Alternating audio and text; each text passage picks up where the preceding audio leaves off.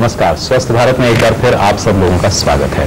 आज का ये कार्यक्रम कुछ खास है और थोड़ा सा हटके है। अभी तक हमने जितने भी कार्यक्रम किए उसमें किसी न किसी बीमारी के बारे में बात की, शरीर के किसी हिस्से के बारे में बातचीत करी, और जो भी डॉक्टर्स हमारे पास आए उन सब ने कहा कि अगर आप फलानी बीमारी से बचना चाहते हैं तो आपको प्रिवेंटिव चेकअप्स करानी चाहिए, यानी कोई सिम्टम्स हो या ना हो एक पर्टिकुलर एज पे आपको ये टेस्ट करा लेने चाहिए। नतीजा ये हुआ कि आज 101 ऐसे टेस्ट हैं जिसके बारे में हमें अलग अलग डॉक्टर्स बता चुके हैं कि ये होते रहने चाहिए। और काफी सारे दर्शकों ने हमें ये पूछा कि अगर आप एक प्रोग्राम में हमें समअप करके ये बता सकें कि जीवन की किस स्टेज पे किस बीमारी से बचने के लिए कौन से चेकअप्स जरूरी हैं तो हमारे लिए वो ज्यादा आसान हो जाएगा।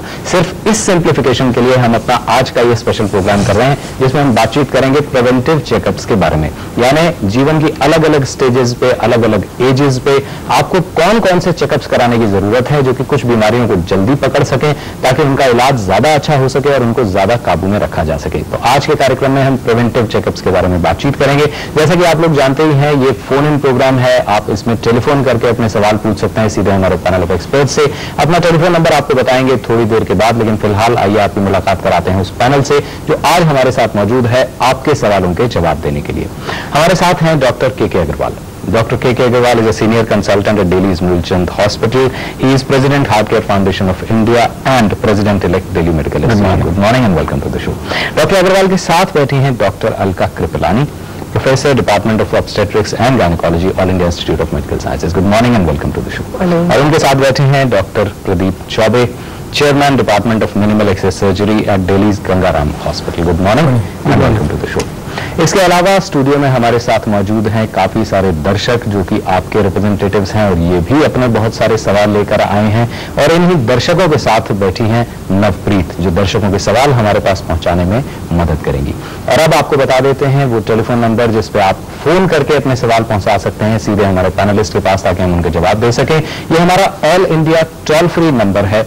आप भारत के किसी भी कोने से बिना किसी खर्चे के इस पर टेलीफोन कर सकते हैं। हमारा टेलीफोन नंबर है 1600119662, या फिर आप ईमेल कर सकते हैं healthyindia@dd.nic.in पर। अगर अभी भी आपके पास कोई सवाल है तो आप ईमेल्स कर सकते हैं। उसमें से कुछ रेलेवेंट ईमेल्स को हम कोशिश करेंगे कि अपने कार्यक्रम में शामिल करें। टेलीफोन करना शुरू कीजिए अब से लगभग 10 मिनट के बाद, और टेलीफोन कीजिए सिर्फ हमारे आज के सब्जेक्ट से जुड़े हुए ताकि हम उनको अपने कार्यक्रम में शामिल कर सकें।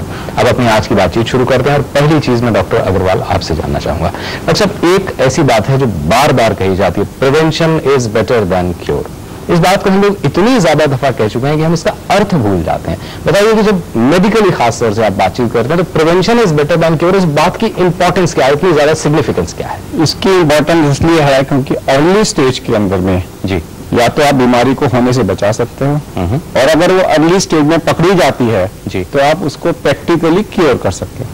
लेट स्टेजेस में डिसीजेस को आप सिर्फ कंट्रोल कर सकते हो, क्योर नहीं कर सकते जी। इसलिए prevention is a very important thing. Now understand that एक बीमारी के अंदर में दो फेजेस होते हैं ज्यादातर बीमारियों का, स्पेसिफिकली वो बीमारियां जो लंबी होती हैं, हार्ट की है, ब्लड प्रेशर की है, डायबिटीज की है, कोलेस्ट्रॉल है, कैंसर है। और इसके अंदर में क्या होता है, जो फर्स्ट जो स्टेज होती है वो होती है एसिम्प्टोमेटिक स्टेज, जिसमें सिम्टम्स नहीं आए, धीरे धीरे धीरे बीमारी पैदा हो रही है। Then there is a symptomatic stage. Let's take an example कि हमारी कंट्री में कुछ आतंकवादी घुस गए, सपोज कहीं से आ गए, कहीं से भी किसी भी अलग देश से आ गए, या हमारी कंट्री के कुछ आतंकवादी हमारे किसी स्टेट में घुस गए, तो शुरू में वो प्लान करेंगे। So they may plan for years and then they will attack. अगर आपने अटैक किया तब आप उसको कंट्रोल करोगे, लेकिन अगर आपने उस स्टेज में उनको पकड़ लिया उसके लिए आपकी कंट्री की इंटेलिजेंस चाहिए। जैसे हमारी कंट्री की इंटेलिजेंस वीक है कि हमने उसको पहले प्रीएम्प्ट क्यों नहीं किया, उस इंटेलिजेंस को हम प्रिवेंटिव चेकअप्स बोलते हैं जी। कि हमारे शरीर के अंदर जो इंटेलिजेंस चाहिए, तो डॉक्टर्स की जो इंटेलिजेंस चाहिए, भाई put an intelligence scheme on them, एक टीम लगा दो उनके ऊपर ताकि चेकअप करें कि एक ऐसी स्टेज में बीमारी को पकड़ पाए ताकि हमारे को वो नौबत ही ना आए कि बीमारी में कन्वर्ट हो जाए।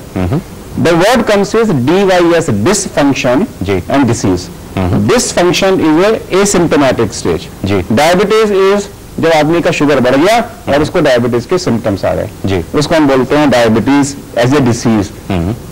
डिसग्लाइसीमिया यानी कि इंक्रीज ब्लड शुगर, लेकिन मरीज को पता ही नहीं, that is called pre diabetes. लेकिन प्री डायबिटीज वर्ड में लोग घबरा जाते हैं कि मेरे को डायबिटीज है, तो उसको वर्ड बोलते हैं डिसग्लाइसीमिया, डिसलाइपिडीमिया, कि कोलेस्ट्रॉल ज्यादा है, सिम्टम्स नहीं है। दैट इज कॉल्ड डिस्प्लेजिया, कि कैंसर से पहली वाली स्टेज, कि डिस्प्लेजिया है कि इस वक्त में सिम्टम्स कुछ नहीं है, कैंसर आगे जाके हो सकता है, 2 साल में हो कि 3 साल के अंदर में हो, हमें मालूम नहीं। यानी अगर हम एसिम्प्टोमेटिक स्टेज पे एक बीमारी को पकड़ लेते हैं तो ऐसा भी हो सकता है कि हम उसे होने ही ना दें। Absolutely, that is primary prevention जी। और अगर हम वो डिसफंक्शन भी ना होने दें, वो प्राइमोडियल प्रिवेंशन जी। सो प्राइमोडियल प्रिवेंशन इज कि हम उसको डिस स्टेज पे भी ना लाने दें, एसिम्प्टोमेटिक स्टेज पे भी ना आने दें, और एसिम्प्टोमेटिक स्टेज पे आ गया तो सिम्प्टोमेटिक स्टेज पे ना आने दें, वो प्राइमरी प्रिवेंशन। सिम्प्टोमेटिक स्टेज में आ गया, उसे कंट्रोल करके दोबारा अटैक ना पड़ने दें, तो सेकेंडरी प्रिवेंशन। ओके, अच्छा, अब इस बात की डिटेल्स में जाने से पहले मैं एक इंपॉर्टेंट चीज जानना चाहूंगा डॉक्टर चौबे, सबसे पहले आपसे, एज ए सर्जन आप क्या महसूस करते हैं कि कौन सी ऐसी बीमारियां हैं जिनके लिए आपको लगता है कि अगर पहले पकड़ी जाती तो बहुत अच्छा रहता? आपकी लिस्ट पे सबसे ऊपर 2, 3, 4 बीमारियां कौन सी होंगी? मेरे ख्याल से सबसे ज्यादा इंपॉर्टेंट इसमें होगा गॉल ब्लैडर स्टोन्स जी, कुछ रेक्टल ब्लीडिंग्स में जिसमें पाइल्स और कैंसर्स इंक्लूडेड है, हर्नियास अर्ली स्टेजेस में, अगर क्लिनिकल एग्जामिनेशन में हर्नियास उसके पहले की बहुत ज्यादा वो बढ़ जाए जी, और कुछ अल्सर्स, सर्जिकल अल्सर्स जो होते हैं, डर्मल अल्सर्स होते हैं, जो कि इन सब चीजों के पहले पकड़े जा सकते हैं और इनसे काफी कॉम्प्लिकेशंस जो कि लाइफ थ्रेटनिंग सिचुएशंस भी होती हैं, इन सब चीजों को प्रिवेंट किया जा सकता है। ओके, डॉक्टर अलका, यही बात अगर मैं आपसे पूछूं कि एज ए गायनेकोलॉजिस्ट कौन सी ऐसी बीमारियां हैं जो आपकी लिस्ट पे सबसे ऊपर आती हैं कि अगर प्रिवेंट हो जाती तो बहुत अच्छा रहता? एज ए गायनेकोलॉजिस्ट सबसे पहले तो कैंसर ऑफ सर्विक्स, गर्भाशय के मुंह का cancer, it is number 1 killer in our country and is a very common cancer. After that other genital cancers like carcinoma of ovary, uterus, and दूसरा बड़ा important जो कि पहले पता लगा जा सकता है, ब्रेस्ट कैंसर जी। तो कैंसर ब्रेस्ट और cancer cervix, they are 2 very important cancers which can be detected early and even can be picked up in pre cancerous phase. तो गायनेकोलॉजिस्ट के एंगल से सबसे ज्यादा ये 2 कैंसर्स हैं जिनके बारे में आपको महसूस होता है कि जितनी जल्दी डिटेक्ट हो जाए उतना अच्छा और जान बचाई जा सकती है मरीज। कैंसर किसी भी उसमें जी, कैंसर चाहे सर्जिकल किसी भी पॉइंट ऑफ व्यू से ले लो। अच्छा, इन्होंने सर्जिकल और गायनेकोलॉजिकल पॉइंट ऑफ व्यू, दोनों के पॉइंट ऑफ व्यू से भी सर्जिकल है। अब आपके पॉइंट ऑफ व्यू से कौन सी 2-3 सबसे इंपॉर्टेंट बीमारियां हैं जिनके लिए आप कहते हैं कि जल्दी स्क्रीन हो जाती तो बहुत अच्छा रहता? ब्लड प्रेशर जी इज नंबर 1। अगर आप ब्लड प्रेशर अर्ली स्टेज में कंट्रोल करके रखो जी तो ऑर्गन्स डैमेज नहीं होंगे। Diabetes is number 2। Third is cholesterol जी। ये 3, चौथा है लो हीमोग्लोबिन। ये 3-4 ऐसी चीजें हैं जिसमें नथिंग इज रिक्वायर्ड जी। It's so simple thing to measure जी। अगर आप इनको, obesity is another one, early stage में अगर आप इनको पकड़ लेते हो और लाइफस्टाइल चेंज कर लेते हो तो आगे जाके deadly diseases, for example number 1 cause of death in our country is cardiovascular disease, ठीक है, कैंसर्स, ये जो हमारे जो डेडली जिसके कारण से आदमी मरता है, इनको अगर आप डिटेक्ट कर सकते हो अर्ली स्टेज में जी, प्राइमोडियल प्रिवेंशन और primary prevention, you will be able to run the situation. अच्छा, अब आमतौर पे हमारे कार्यक्रम के दौरान आज तक ये हुआ कि सब लोगों ने एज वाइज बात की, तो आज हम भी इस सब्जेक्ट को एज वाइज डिस्कस करना चाहेंगे। लेट्स सपोज आज क्योंकि हमारे पास कोई पीडियाट्रिशियन नहीं है इसलिए हम 12 साल से पहले की बात तो नहीं करेंगे, लेकिन हम कहते हैं 12 साल की एज से अगर हम शुरू करें और आप तीनों के सब्जेक्ट्स को अगर हम अलग अलग डिस्कस करते जाएं तो suppose normal child attains the age of 12, उस समय आप उसके लिए क्या क्या चीजें सजेस्ट करते हैं डॉक्टर के पास? सबसे पहले तो हमें याद करना है कि पहला चेकअप जो है ideally speaking should be at the between 12 and 20। एक पहला टेस्ट, एक पहला चेकअप हो जाना चाहिए कि प्यूबर्टी के टाइम पे एक। सो फर्स्ट डिकेड में बिटवीन 10 to 20 ईयर्स के बीच में एक चेकअप होना चाहिए। Second decade which is 20 to 30 they should be 2 checkups minimum.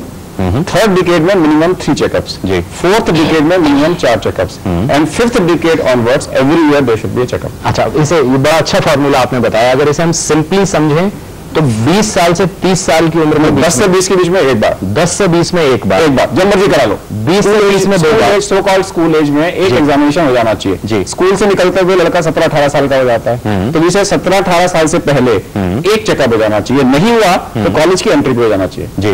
एक एग्जामिनेशन होना चाहिए। सेकंड 20 से 30 के बीच में 2 चेकअप एवरी 5 ईयर्स जी। 30 से 40 के बीच में 3 चेकअप एवरी 3 ईयर्स जी। 40 से 50 के बीच में 4 चेकअप्स एवरी 2.5 ईयर्स, एंड 50 साल के बाद में साल में एक बार चेकअप जरूर होना चाहिए, ये मिनिमम है। आइडियली हु कैन अफोर्ड, जहां फैसिलिटीज अवेलेबल है, everybody should have a checkup once in a year. जब आप गाड़ी का चेकअप हर 3 महीने बाद कराते हो सर्विसिंग, तो शरीर की सर्विसिंग भी एटलीस्ट साल में एक बार तो जरूर करा लेनी चाहिए। That is basically if you are following, if you can afford, if facilities are available. But otherwise दोस्त जहां पे हमारे पास में फैसिलिटीज अवेलेबल नहीं है, money is a problem, this is minimal checkup required. Okay, now the first आपने जो सवाल पूछा था कि पहला जो बिटवीन 12 एंड 20 जो हमारा चेकअप है जी, जो बेसिक चीज आती है वो एडोलेसेंट है। This is adolescent period. तो इसमें adolescent related adolescent gynaecology checkups, कि उस टाइम पे लड़के को फर्स्ट टाइम पे प्यूबर्टी आती है, लड़की को फर्स्ट टाइम पे मिनार्टी आएगी, so they are disturbed, that's the time for adolescent related mental disorders. तो वहां पे counselling is more important than checkup. And anaemia, खून की चेकअप की, खून की कमी तो नहीं है, तो ये 2 इंपॉर्टेंट चेकअप्स हैं। और साथ में इम्यूनाइजेशन का कि उस टाइम पे कंप्लीट हो गया कि नहीं हो गया जी, तो ये 3 चीजें अगर हम कर लेते हैं और बाकी ब्लड टेस्ट छोड़ भी देते हैं इस टाइम पे, तो doesn't make a difference. So simple haemoglobin checkup, simple counselling, उस फेज में सबसे ज्यादा काउंसलिंग की जरूरत है। बिकॉज बच्चे सोचते हैं कि वो आदमी लड़का जो है ना वो बच्चा है ना वो बड़ा है, तो बड़े वाले उसको बच्चा ट्रीट करते हैं, बच्चे वाले बोलते हैं तो बड़ा हो गया, तो उस टाइम पे मैक्सिमम मेंटल काउंसलिंग की जरूरत है। Now remember one thing that physical examination checkups does not mean blood test. चलिए इस बात को तो ज्यादा डिटेल में आगे डिस्कस करना चाहिए। मैं यहाँ पर ये जरूर कहना चाहूंगी, लड़कियों के लिए एडोलेसेंट चेकअप एक बहुत जरूरी है।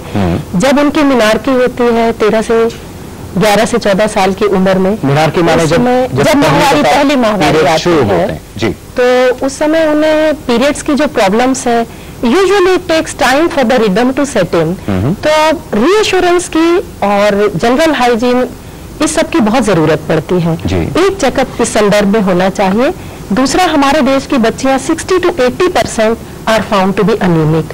तो जब अनीमिया का इंसिडेंस इतना हाई है, तो उस उम्र में एक चेकअप हो, उन्हें प्रॉपर न्यूट्रिशन एडवाइस दी जाए, आयरन सप्लीमेंटेशन दिया जाए, तो ये बच्चियां जो आगे चल के इन्हें बहुत बड़ा काम करना है, मातृत्व का भार उठाना है, तो वो प्रेगनेंसी और एंटीनेटल पीरियड में हमारी आउटकम बहुत अच्छी हो सकेगी अगर हम एडोलेसेंट पीरियड से उनकी हेल्थ पे ध्यान दें।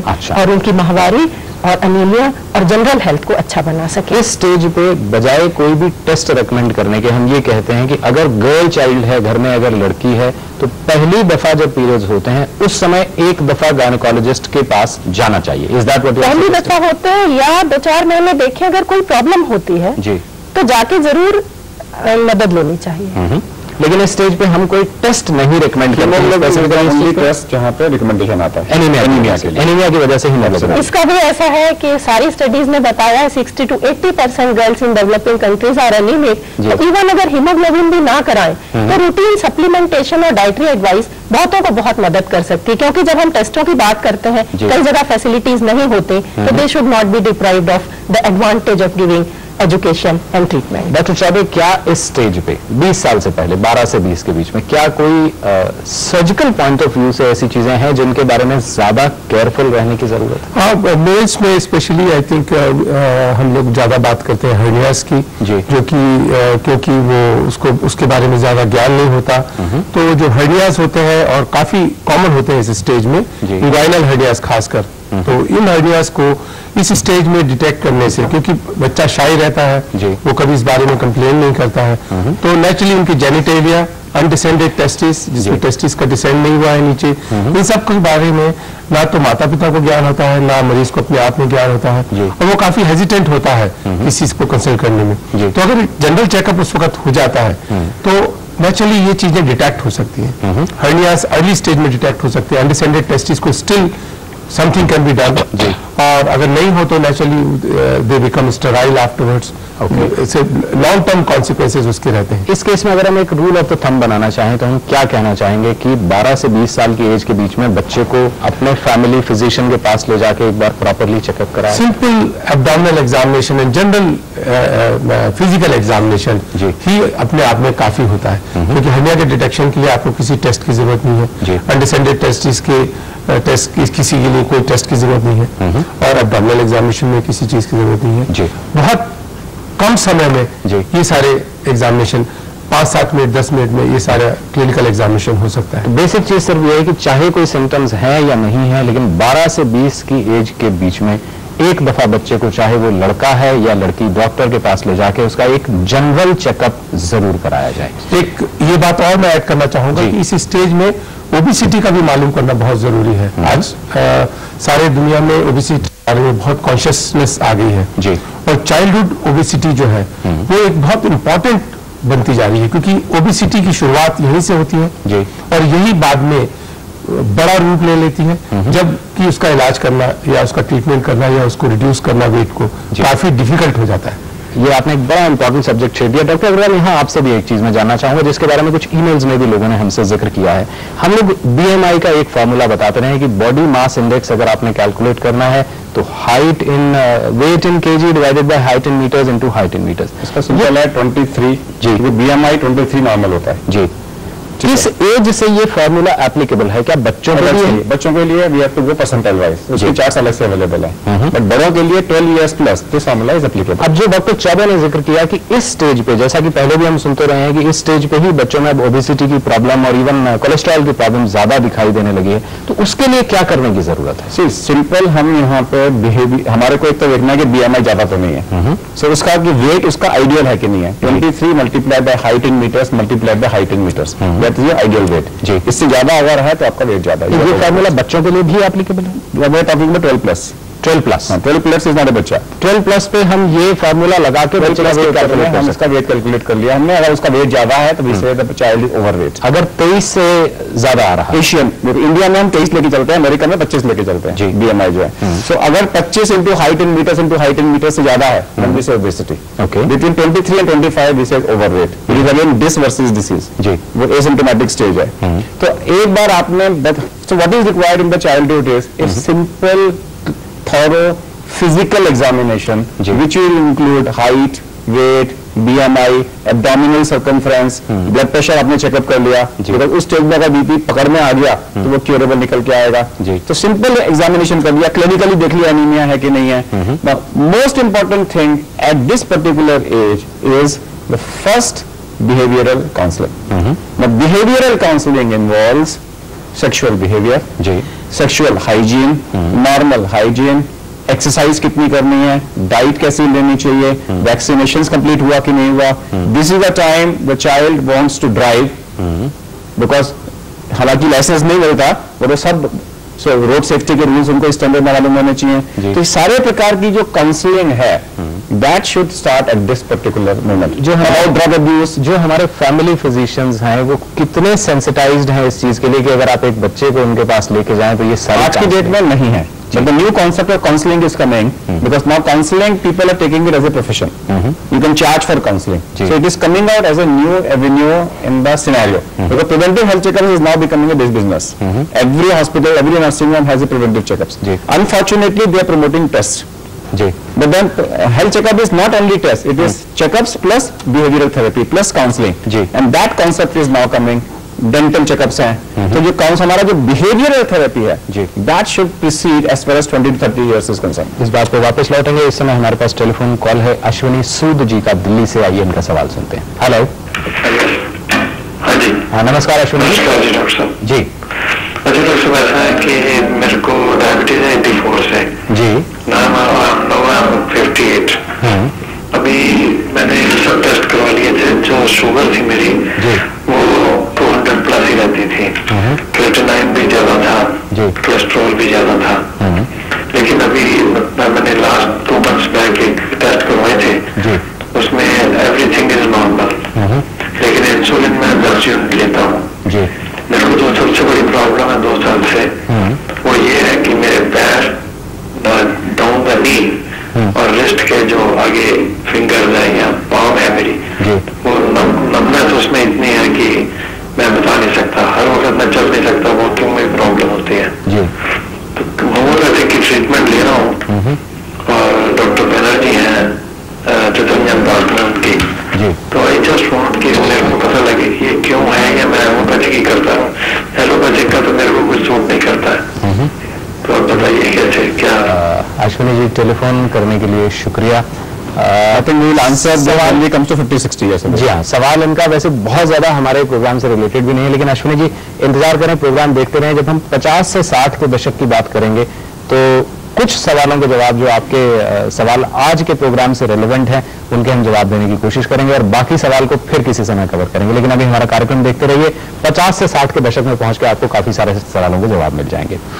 अब यहाँ से ये तो हमारी 12 से 20 साल की बात हो गई, अब हम 20 से 30 की बात करते हैं। तो सबसे पहले मैं डॉक्टर अलका आपसे जानना चाहूंगा, 20 से 30 की एज है जब पॉसिबिलिटी है लड़की के मां बनने की, उस स्टेज पे किन किन चीजों के लिए आप कहते हैं कि लड़कियों को बहुत ज्यादा सेंसिटिव रहने की जरूरत है, क्या प्रिवेंटिव चेकअप्स होने चाहिए? एक तो जैसा हमने डिस्कस किया जनरल हेल्थ में एनीमिया प्रिवेंशन जी, और कोई उसे मेडिकल डिजीज ना हो, जैसे हार्ट डिजीज है, जैसे प्री डायबिटीज कंडीशन है, बिकॉज प्रेगनेंसी के पहले अगर इन बीमारियों को पकड़ा जा सके जी। तो उन्हें कंट्रोल में करें और जब बॉडी आइडियल कंडीशन में है तब वो प्रेगनेंसी में एंटर करें उस स्टेज में, तो प्रेगनेंसी का आउटकम आइडियल होता है जी। और जब हम कैंसर प्रिवेंशन की बात करते हैं तो जैसा कि हमने कहा गर्भाशय के मुंह का कैंसर, कैंसर सर्विक्स, जो कि बहुत ही कॉमन है, as soon as girl become sexually active, एक पैप स्मीयर का टेस्ट बहुत मायने रखता है इस बीमारी के अर्ली डिटेक्शन के लिए। डॉक्टर मैं एक छोटी सी डिटेल जानना चाहूंगा, पैप स्मीयर आजकल हमें खूब कॉमनली सुनने को मिलता है, लेकिन पैप स्मीयर टेस्ट में एक्चुअली किया क्या जाता है और इसका एम क्या होता है? ये बहुत मामूली सा टेस्ट है जी।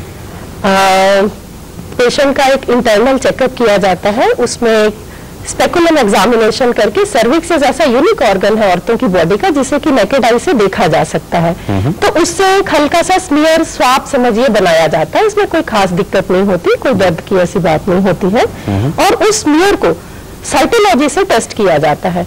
अगर उसमें अगले आने वाले सालों में कैंसर होने वाला है तो प्री कैंसरस कंडीशन में भी पकड़ा जा सकता है, अर्ली कैंसर है तो ऐसे सेल्स में चेंजेस पाई जाते हैं जिनके हिसाब से डायग्नोसिस बना ली जाती है। अगर सर्विक्स का कैंसर कुछ सालों के बाद होने वाला है तो पैप स्मीयर टेस्ट से उसे हम काफी जल्दी पता लगा सकते हैं, उसे डिस्क्लोजर की स्टेज में भी पता लगाया जा सकता है और छोटी सी सर्जरी या छोटे सी डिस्ट्रक्टिव मेथड से उसे अब्लेट करके खत्म किया जा सकता है। मैंने इस बात को और कैंसर की संभावना को नियरली एलिमिनेट किया जा सकता है। कैंसर की संभावना को लगभग पूरी तरह एलिमिनेट किया जा सकता है। जी।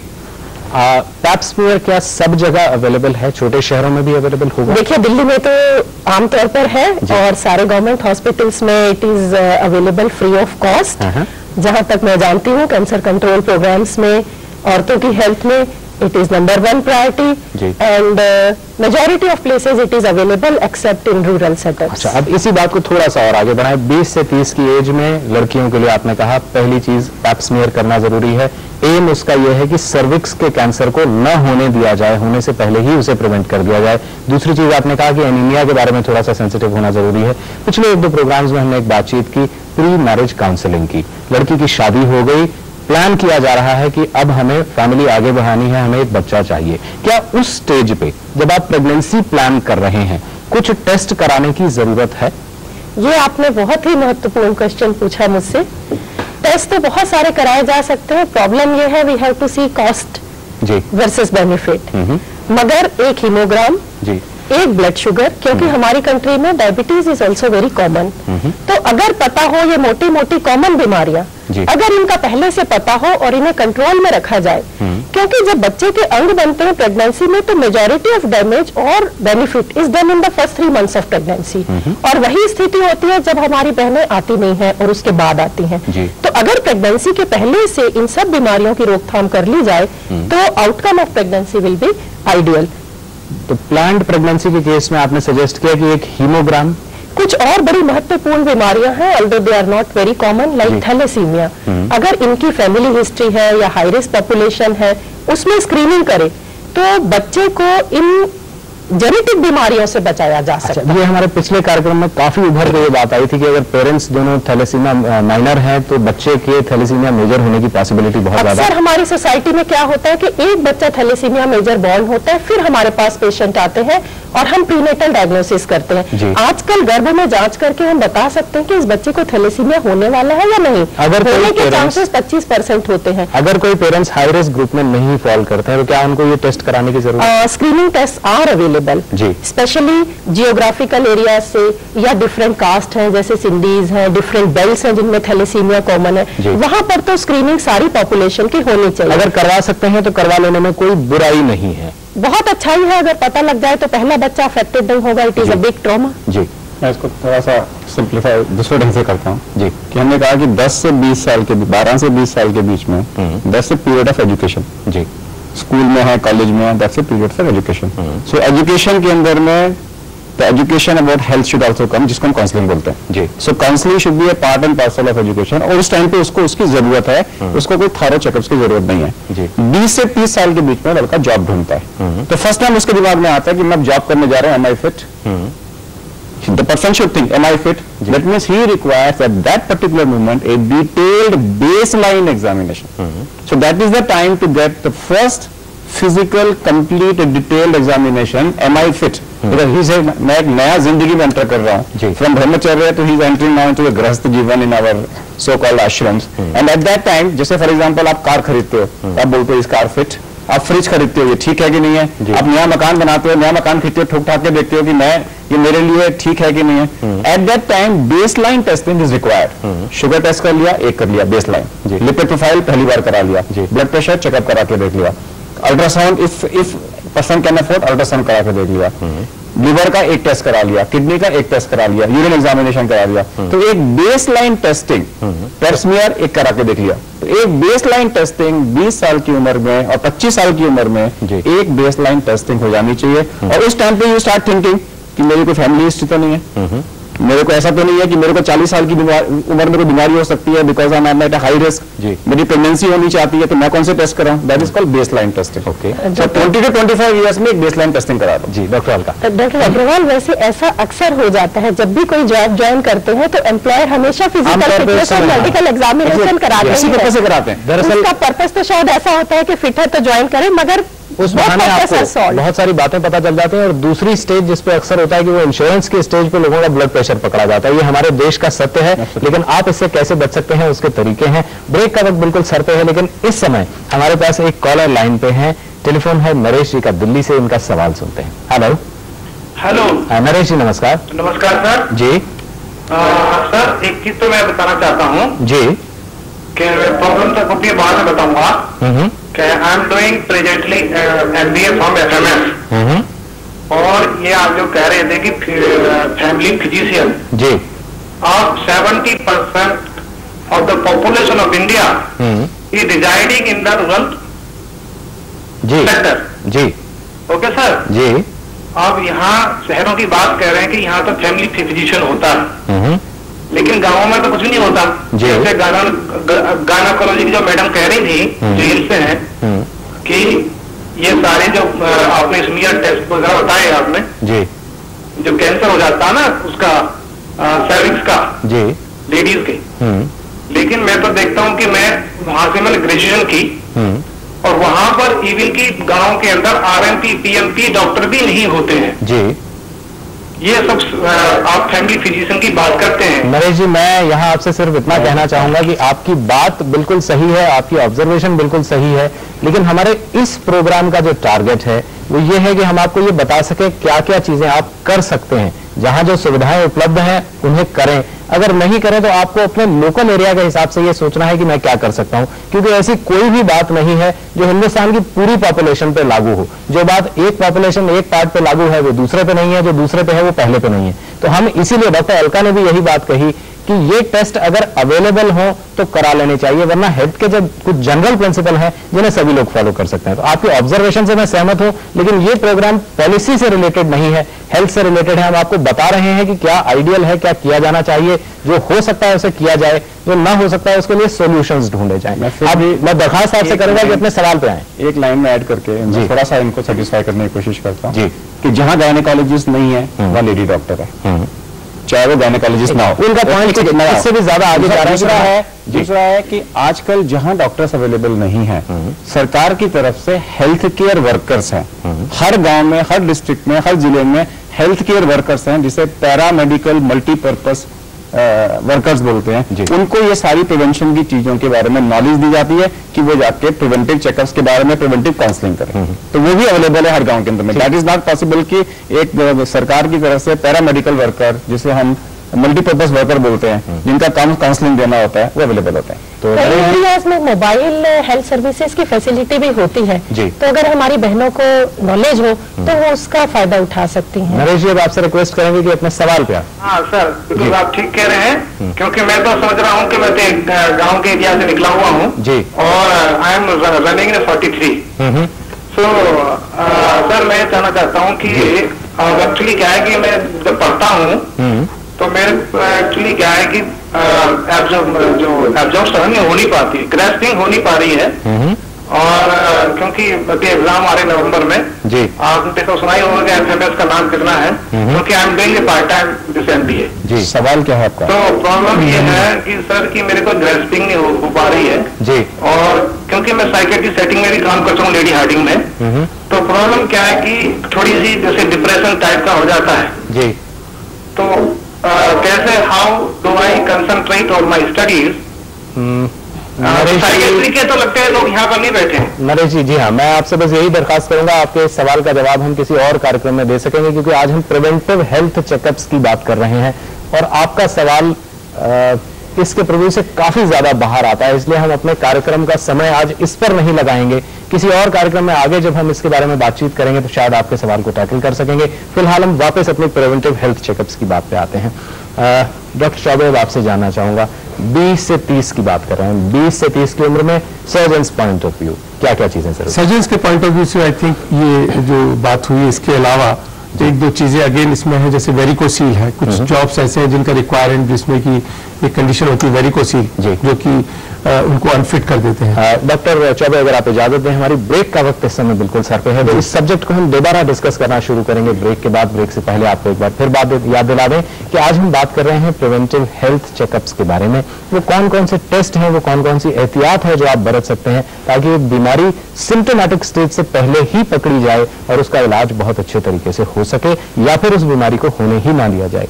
इस बारे में बातचीत करने के लिए स्टूडियो में हमारे साथ डॉक्टर के अग्रवाल, डॉक्टर अलका कृपलानी और डॉक्टर प्रदीप चौबे मौजूद हैं। अगर आपके पास कोई भी सवाल है तो आप हमें टेलीफोन कर सकते हैं 1600119662 पर, या ईमेल भेज सकते हैं healthyindia@dd.nic.in पर। इस जरूरी बातचीत को हम आगे जारी रखेंगे एक बहुत छोटे से ब्रेक के फौरन बाद। आप देख रहे हैं हमारा प्रोग्राम हेल्थी इंडिया। हमारा टोल फ्री नंबर है 1600119662 और हमारा ईमेल एड्रेस है healthyindia@dd.nic.in। एक बार फिर आप सबका स्वागत है। आज हम बातचीत कर रहे हैं प्रिवेंटिव हेल्थ चेकअप्स के बारे में। हमारे साथ आपके सवालों के जवाब देने के लिए मौजूद हैं डॉक्टर के अग्रवाल, डॉक्टर अलका कृपलानी और डॉक्टर प्रदीप चौबे।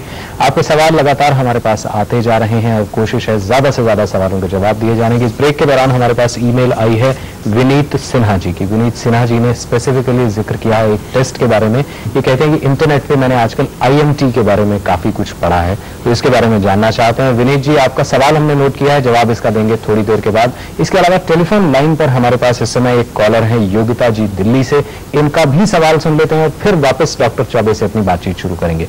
योगिता जी, नमस्कार। योगिता जी जी जी योगिता जी, आपकी आवाज हमें साफ नहीं सुनाई दे रही है। जी हेलो, मेरी डिलीवरी जनवरी में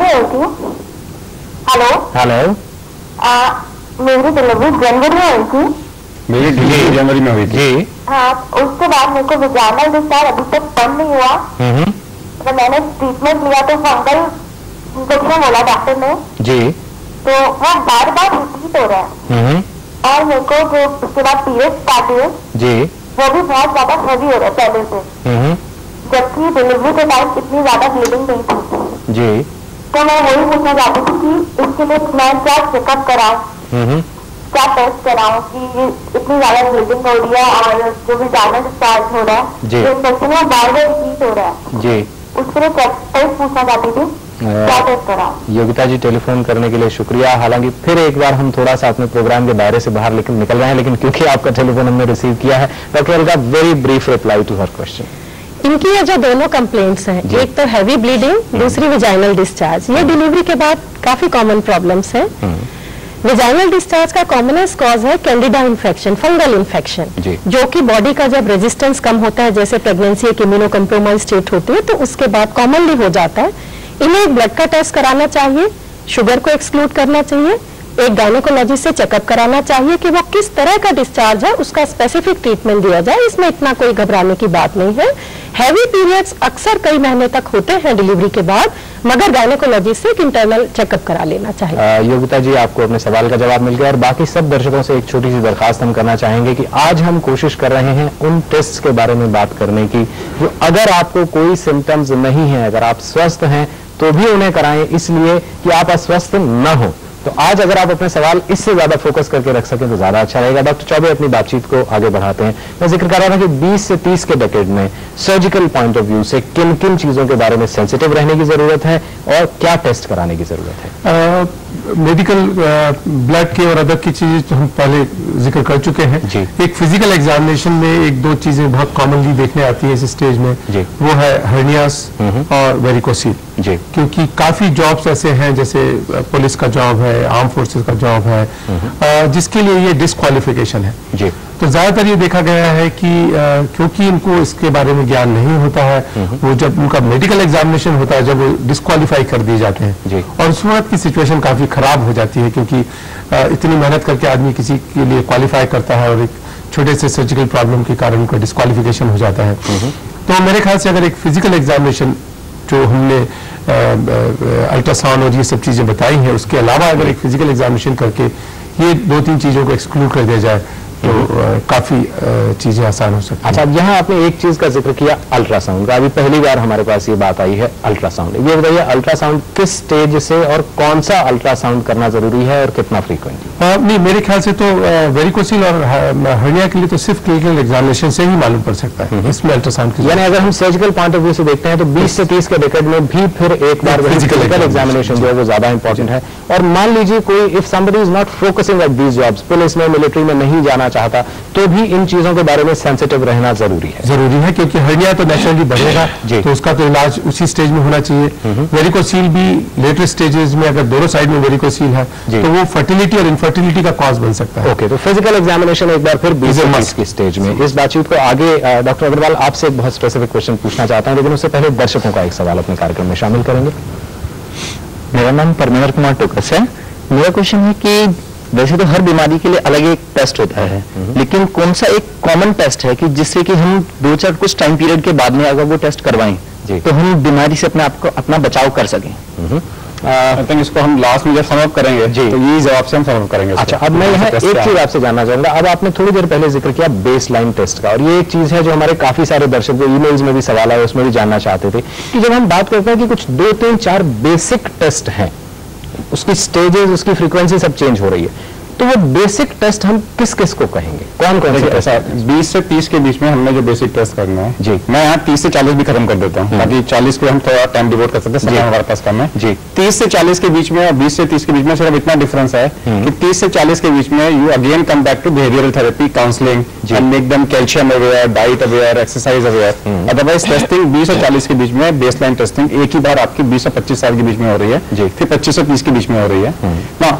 अगर आपने एक आदमी है जो बिल्कुल अफोर्ड नहीं कर सकता तो simple haemoglobin for anaemia, ESR कोई इन्फेक्शन तो नहीं है जी, peripheral smear and urine examination. तो यूरिन एग्जामिनेशन से आपको पता लग जाएगा कि किडनी की खराबी तो नहीं है, डायबिटीज तो नहीं है, कोई और चीज तो नहीं है। And you do blood pressure examination, abdominal circumference and weight and height. इसके अलावा कुछ कराने की जरूरत नहीं है। अगर आप अफोर्ड कर सकते हो जी तो लिवर का एक टेस्ट ऐड कर दो जिसे हम SGPT बोलते हैं, किडनी का एक ब्लड टेस्ट ऐड कर दो जिसे क्रिएटिनिन बोलते हैं, और साथ में कोलेस्ट्रॉल का एक लिपिड प्रोफाइल ऐड कर दो। So these are 3 tests which are added if you can afford. If you can't afford, it is basic testing. अच्छा, अब बेसिक टेस्टिंग एक बार मैं रिपीट करना चाहूंगा ताकि मेरे जैसे जितने लोग हैं लेमैन वो समझ। हीमोग्लोबिन फॉर एनीमिया, हीमोग्लोबिन करा रहे हैं, ब्लड टेस्ट में हीमोग्लोबिन करा रहे हैं, टेरिफेल्समियर, वो एनीमिया के लिए आपको सारे प्रकार के एनीमिया बता देगा कि खून की कमी है तो किस कारण से है जी। ESR आपको ये बता देगा कोई अंदरूनी इंफेक्शन तो नहीं है, क्रॉनिक कोई चीज तो नहीं है जी। एंड यूरिन एग्जामिनेशन आपको बता देगा कि डायबिटीज तो नहीं है, किडनी खराब तो नहीं है। अच्छा, यूरिन एग्जामिनेशन में simple urine call, urine albumin, urine sugar, urine microscope, simple urine test करा लिया जाए तो उससे ये सब चीजें पकड़ी जाएंगी। ये सारे टेस्ट की कीमत 25 रुपए से कम है जी। Apart from your consultation fee for the doctor जो पूरा फिजिकल एग्जामिनेशन करेगा। ठीक है। Now if you can afford then go for first time go for a complete lipid profile जी। जिसमें 5 प्रकार के लिपिड होते हैं, अच्छा कोलेस्ट्रॉल, गंदा कोलेस्ट्रॉल, बहुत गंदा cholesterol, total cholesterol, triglyceride cholesterol जी। Go for blood sugar, fasting blood sugar कि fasting blood sugar should be less than 90 and go for a single kidney test called creatinine which should be less than 1 and go for a simple SGPT liver test which should be less than 25। अच्छा, हमारे एक पहले के कार्यक्रम में एक दफा ये बात निकल के आई थी कि अगर आप अफोर्ड कर सकते हैं तो अल्ट्रासाउंड कराने में कोई बुराई नहीं है, उसमें बहुत सारी चीजें पकड़ी जाती हैं। शायद डॉक्टर चौबे आपके कार्यक्रम में ही ये बात हुई थी। तो क्या आप तीनों लोग ये कहते हैं कि अल्ट्रासाउंड अगर एक नॉर्मल व्यक्ति अफोर्ड कर सकता है तो कुछ रेगुलर फ्रीक्वेंसी पे उसे एक अल्ट्रासाउंड कराते रहना? अगर अल्ट्रासाउंड कराना है तो it comes as a part of the package, 5 साल में एक बार करा लिया। अगर आप ज्यादा अफोर्ड नहीं कर सकते तो 40 ईयर्स में पहला जरूर करा, 40 ईयर्स में। हम 40 आप इसके बारे में क्या कहना चाहेंगे? Ultrasound regularly if one can afford? Regularly तो बड़ा मुश्किल है, हाँ, मगर 40s में एक हो जाए तो 40s में एक हो जाएगा। बाकी प्रेगनेंसी में तो आइडिया आएगा। लेडीज के लिए जब प्रेग्नेंट होंगी तो अल्ट्रासाउंड ऑटोमेटिकली हो जाएगा उसके अंदर। मेरे ख्याल से अल्ट्रासाउंड का जैसे हम अगर अफोर्ड कर सकते हैं डेफिनेटली, तो अल्ट्रासाउंड एक बड़ा बेनाइन सा टेस्ट है जिसमें ना तो किसी कोई दर्द होता है ना कोई बॉडी का इन्वेजन है और बड़ी आसानी से और बड़ी तेजी से ये हो जाता है। तो मेरे ख्याल से अल्ट्रासाउंड जैसा कि हम कह चुके हैं अगर करा लें तो बहुत ही अच्छा है, क्योंकि उसके काफी एनाटॉमिकल फैक्ट्स आदमी को मालूम पड़ जाते हैं, इंक्लूडिंग द गायनेकोलॉजिकल। और सबसे बड़ी सेफ्टी यह है कि आप शरीर के अंदर नहीं जा रहे हैं जी हाँ। और एक्सरेज वाला कोई नुकसान जिससे लोग घबराते हैं वो नहीं हो रहा है। इस बातचीत को आगे जारी रखेंगे। इस समय AP श्रीवास्तव जी का टेलीफोन है मध्य प्रदेश से, इनकी बात सुनते हैं। हेलो श्रीवास्तव जी, नमस्कार। हाँ नमस्कार सर, मैं जानना चाहता था कि मानसिक रोगों के लिए जैसे सिजोफ्रेनिया है, डिप्रेशन है, तो कौन से टेस्ट आवश्यक हैं इसके लिए?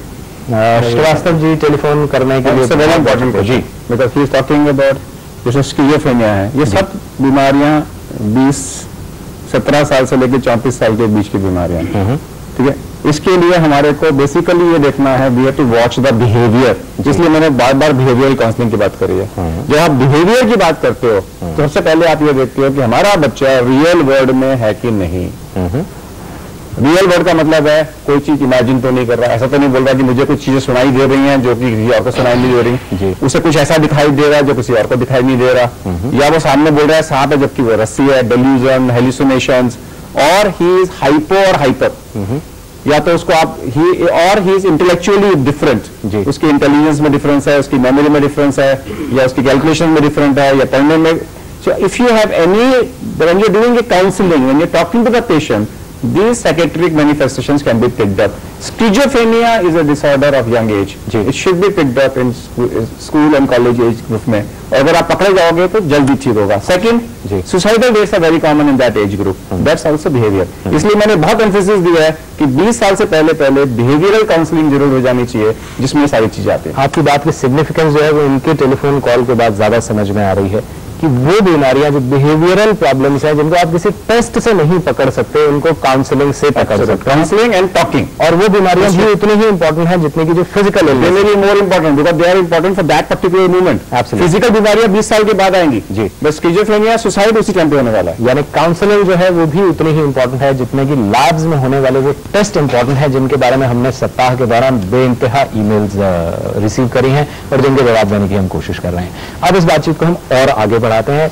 50 साल की उम्र, 40 से 50, 30 और 40 आपने अभी कवर कर लिया, अब 40 से 50 आ गया। अच्छा, 40 से 50 के बीच में फिर एक बार आप तीनों से अगर मैं जानना चाहूँ, and slightly brief and to the point, क्योंकि वक्त हमारा भागता जा रहा है। 40 में मैं सिर्फ एक चीज बोल रहा हूँ, एक बेसिक डिफरेंस 40 का 20 का है कि 20 से 40 के बीच में you are picking up early disease, early risk factors. क्योंकि 20 से जैसे फॉर एग्जांपल हार्ट डिसीज अगर 40 साल में आएगी तो वो 30 साल में स्टार्ट होगी, कैंसर अगर 40 साल में आएगा तो 30 साल में स्टार्ट होगा। सो 20 और 30 में you are doing primordial prevention, In 40 years, you are looking for early diagnosis. So you are picking up कि मेरे को ऑर्गन डैमेज तो नहीं हो गया, यू से हार्ट की बीमारी आ तो नहीं गई, ट्रेडमिल करा के देखो, कैंसर आ तो नहीं गया, मुझे प्रोस्टेट कैंसर का एग्जामिनेशन कराना है, मुझे मैमोग्राफी का आई तो थिंक कि मैमोग्राफी कराऊंगी नहीं कराऊं, 40 में कराऊंगी 50 में कराऊं। तो इस सिचुएशन में we are looking for symptoms and diagnosis of manifest disease. तो 40 साल में हम मैनिफेस्ट डिसीज ऑर्गन्स को चेक कर रहे हैं, लिवर चेक कर लें, स्प्लीन चेक कर लें, किडनी चेक कर लें, गर्भाशय चेक कर लें, ब्रेस्ट चेक कर लें। तो इस स्टेज के अंदर में we go more specific in those testings depending upon the risk factor. अगर घर में मान लीजिए किसी को हार्ट की बीमारी है तो 40 साल में I would like to detect, अगर किसी को कैंसर है at 40 years I would like to detect. तो उसमें हमारे को ये देखना है इंडिया में कौन सी बीमारियां कॉमन है या हमारी फैमिली में कौन सी कॉमन है। जो इंडिया में कॉमन है उसके टेस्ट करो, जो हमारी फैमिली में कॉमन है उसके टेस्ट करो। डॉक्टर अलका, अब इसी डेकेड के बारे में गायनेकोलॉजिस्ट पॉइंट, औरतों के लिए ये डिकेड बहुत ही इंपॉर्टेंट है। This is perimenopausal phase, late 40s में मेनोपॉज होता है और लाइफ में सी चेंजेस आते हैं। मगर शॉर्ट में अगर मैं कहूँ तो पेप्समियर बहुत जरूरी टेस्ट है, self examination of breast along with mammography for detection, early detection of breast cancer, cancer detection के लिए ये टेस्ट। एक बात मैं और कहना चाहूंगी, जहां हम प्रिवेंशन की बात कर रहे हैं, हमारी औरतों में देखा गया है कि सिम्टम्स को वो बहुत टाइम तक इग्नोर करती हैं और जब वो प्रेजेंट करती हैं, जब वो सलाह लेती हैं डॉक्टर की, तब उनकी स्टेज कैंसर की ऑलरेडी बहुत एडवांस हो चुकी होती है। तो इस उम्र में छोटे मोटे सिम्टम जैसे कोई भी अबनॉर्मल ब्लीडिंग, ब्रेस्ट में अगर कोई भी लंप है या डिस्चार्ज है, इस तरह के सिम्टम्स को बिल्कुल निग्लेक्ट ना करें और ऐसी कोई चीज है तो तुरंत अपने डॉक्टर से संपर्क करें। smallest of symptoms should be taken very seriously. That's what we want to say. Dr. Chaube, surgeon's point of view for this. Surgeon's point of view, I think it is again very important age. क्योंकि इस stage में prostate के problem शुरू हो जाते हैं, जिसमें prostatic infections हो सकते हैं, प्रोस्टेटिक कैंसर्स हो सकते हैं, प्रोस्टेट का इलाज में ब्लड एंड नेक ऑब्स्ट्रक्शंस हो सकते हैं। दूसरे है कोलोनिक लार्ज इंटेस्टाइन्स के प्रॉब्लम, और तीसरे प्रॉब्लम है जो कि बहुत कॉमन देखा जाता है स्पेशली नॉर्थ इंडिया में और ईस्टर्न इंडिया में, वो है गॉलब्लैडर स्टोन्स, जो कि इस स्टेज में बहुत कॉमन होता है।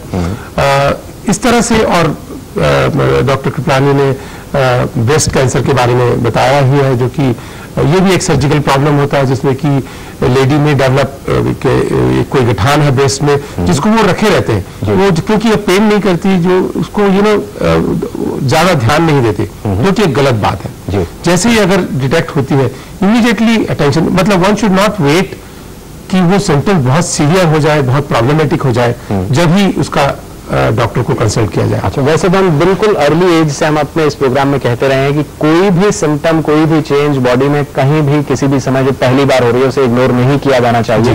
लेकिन मैसेज ये है कि ये 40 से 50 वाले दशक में, अगर उससे पहले हम थोड़े से केयरलेस भी रहे हैं, तो 40 से 50 के दशक में इसके बारे में बहुत ज्यादा सेंसिटिव हो जाना चाहिए और कोई भी सिम्टम फौरन डॉक्टर से डिस्कस किया जाना चाहिए। खासकर हमारी बहनों को, औरतों में जो ये होते हैं नॉर्मल ब्लीडिंग है या ब्रेस्ट में गठान है, it is a social taboo, वो उसे बताती नहीं है और छुपा कर रखती हैं जब तक वो बहुत लेट ना हो जाए। लेकिन उसे छुपाने से वो कम नहीं होने वाला, वो वैसे ही बढ़ता रहेगा, क्योंकि आप अपने शरीर से नहीं छुपा रहे हैं, लेकिन प्रैक्टिकल प्रॉब्लम। सो बेटर है कि उसे डॉक्टर के साथ शेयर किया जाए। डॉक्टर अग्रवाल, एक ईमेल हमारे पास थोड़ी देर पहले जो आई थी विनीत सिन्हा जी की, IMT के बारे में स्पेशली ये जानना चाहते थे, तो थोड़ा सा अगर हम इन्हें भी बता सके कि क्या ये जानना चाहते हैं कि क्या IMT सच में उतना इंपॉर्टेंट टेस्ट है जितना इंटरनेट पे उन्होंने पढ़ा है? ऐसा intima media thickness, intima media thickness, intima media thickness जी, आर्टरी की जो इनर मोस्ट लेयर होती है उसे बोलते हैं इंटिमा, उसकी थिकनेस जी, this is the first indication कि आपके शरीर में कोलेस्ट्रॉल आपकी आर्टरीज में डिपॉजिट होना चालू हो गया। This test is important again between 20 and 40 years of age, क्योंकि जब आपका somebody से मेरे को हार्ट की बीमारी हो गई, इसका मतलब है कि 10 साल हो गए।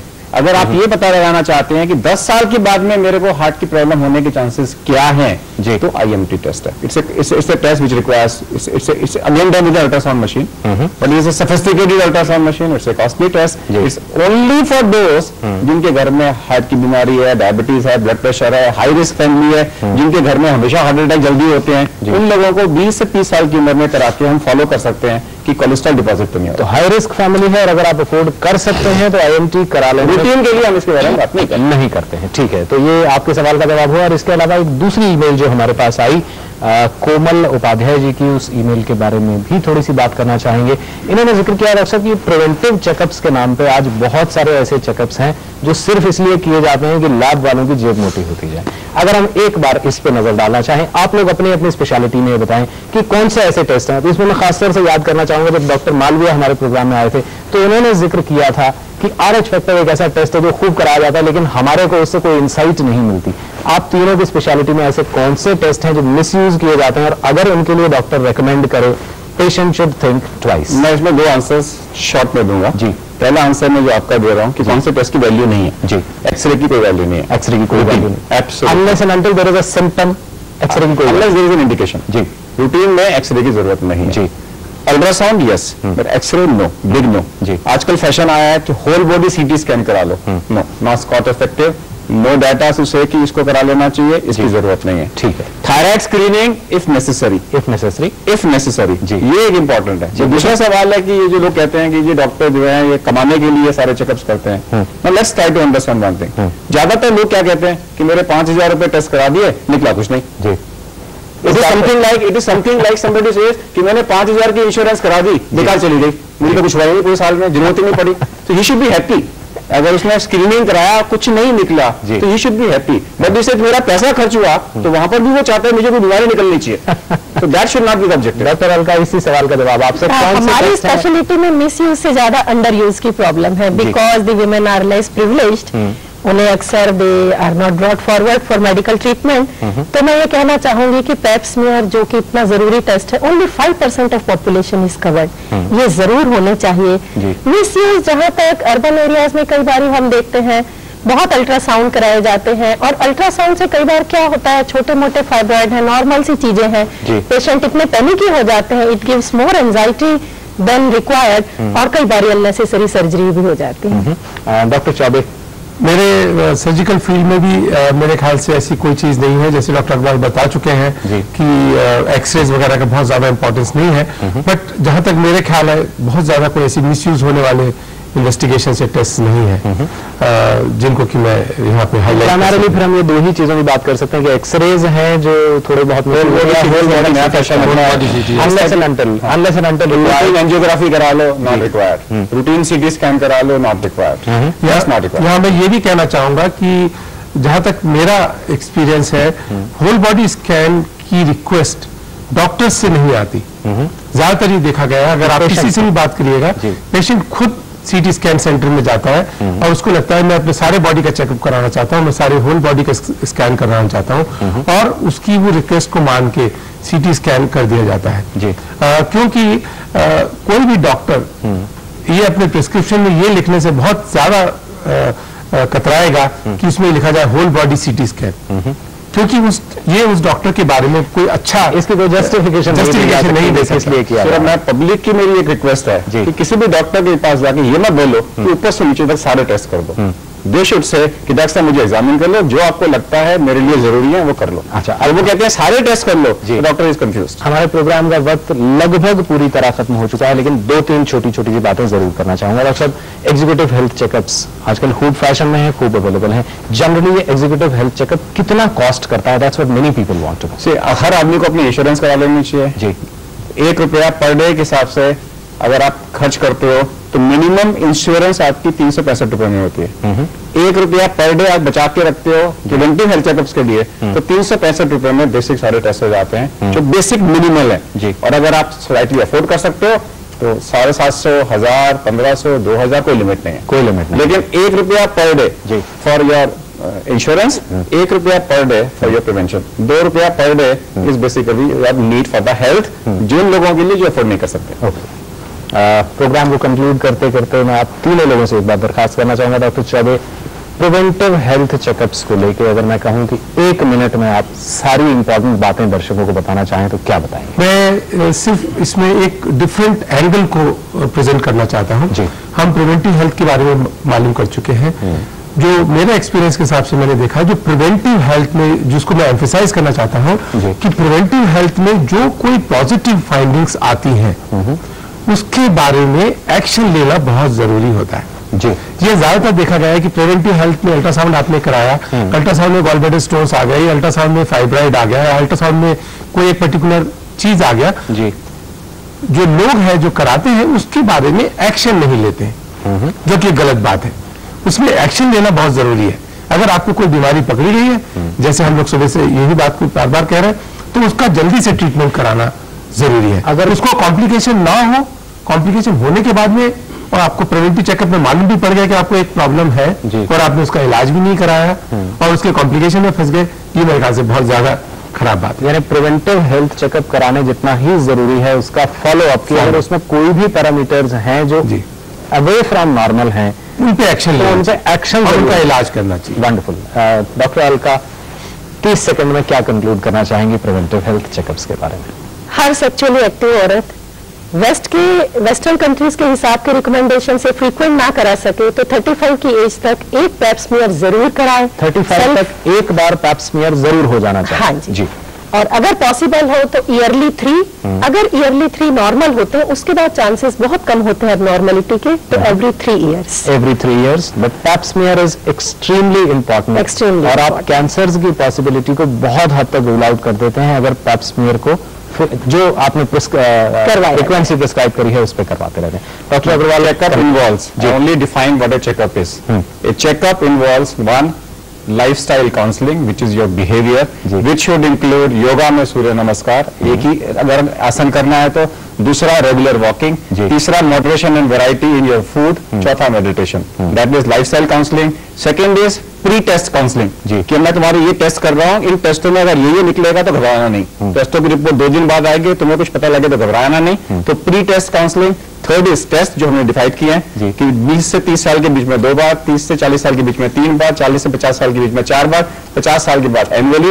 और सिर्फ चेकअप अकेले नहीं, चेकअप के साथ में detoxification, internal and external detoxification, which we call them as internal and extensive cleansing, जिसे हम आयुर्वेद, नेचुरोपैथी इसमें ज्यादा जोर देते हैं। ये सारा चीज मिला के प्रिवेंटिव चेकअप कहलाता है। Preventive checkup is not only going for a BP checkup, ECG checkup and blood test and से शाम को जाके कि आज सिगरेट पियेंगे, दारू पियेंगे क्योंकि मेरा सब कुछ प्रिवेंटिव चेकअप नॉर्मल आया।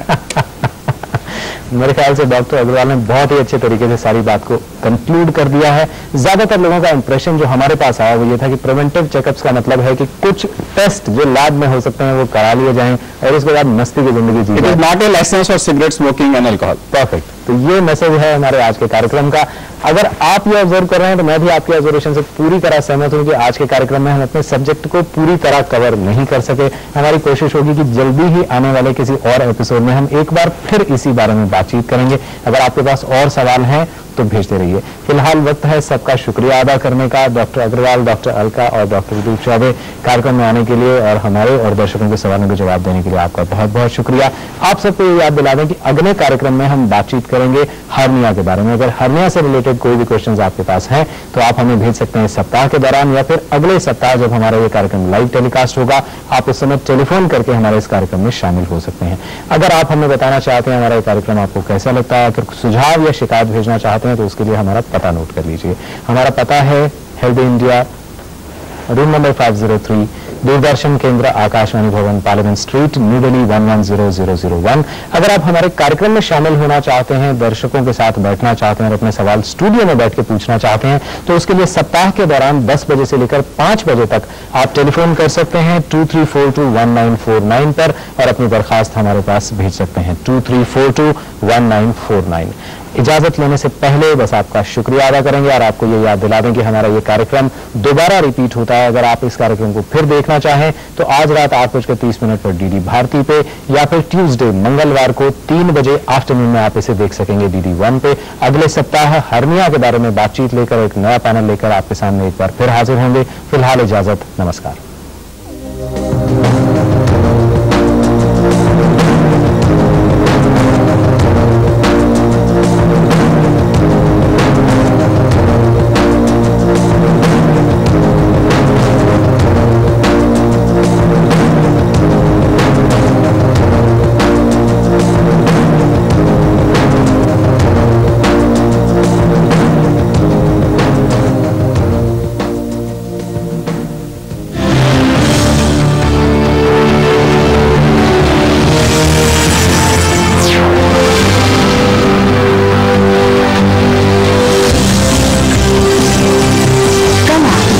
संस्कृति का